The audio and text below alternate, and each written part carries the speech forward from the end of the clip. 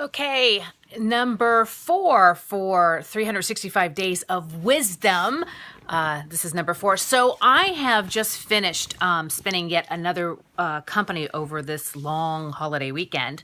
And over again, I keep getting the same question. Why am I not getting closer to my goals?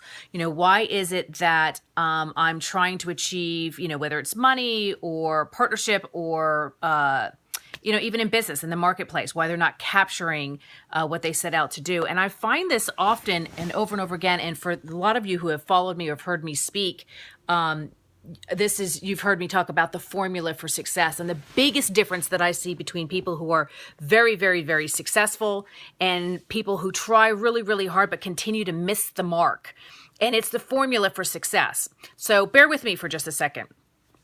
Most of us get an idea or we get a want, and we immediately jump to the doing, right? So you're like, oh my gosh, I have this great idea, and you get pen to paper and off you go. Or you're like, oh my gosh, I got to call somebody right now. And you pick up the phone and you start going. And that's great. I love the, overexcited and let's get things done and crossing things off the list. That's definitely a red personality, and I'm one of them.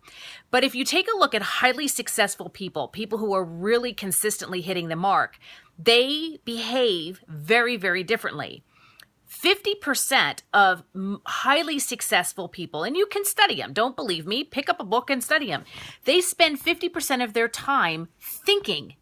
So 50% is the thinking, the strategy, the analyzing, what is the right way, the best way, what is the return on investment. All of that thinking is critical when you're talking about trying to be not just good, but great, highly successful. Difference between rich versus wealthy. Right? So 50% is in the thinking, and then 25% of the equation is in the planning. Meaning after you go, okay, I have a great idea, or I want to double my income, then it becomes, okay, now that I've vetted the thinking, what's the plan? What are the step-by-step that I need to do in order to get from where I am to the goal? That's the planning. And then comes the doing, meaning who is the right person to help me on this journey? Who is the right person to get me to the goal?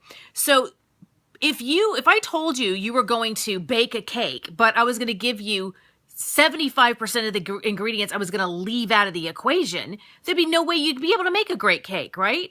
So if you're living your life and you're missing 75% of the formula that would get you to success, that's why you're missing the mark. And it is a controlled skill that has to be harnessed for you to stop just jumping to the doing and stay in the presence in the moments to go thinking, is this going to get me what I really want? Is it moving me towards my goal? Is it moving me in the direction closer or farther away? And then with each and every action to be able to say whether this is worth your priority management time to do the act or not do the act. So for example, on my calendar, every single entry next to my calendar has what the return on the investment is. And I know that can sound kind of cold, but time is the most valuable asset that I have, that you have. So how you invest that time is critical. And when you study the habits of people who are very successful, you'll see that their calendar entries are spending on the thinking, the people that push that thinking farther. Then they plan, and then they do. So the secret to success, to money, to wealth, to great relationship, 50% thinking, 25% in your planning, and then 25% in the actual execution or doing. So slow down, put your thinking cap on, and surround yourself with people who expand that thinking even further. Thanks so much. This is another #365 days of wisdom.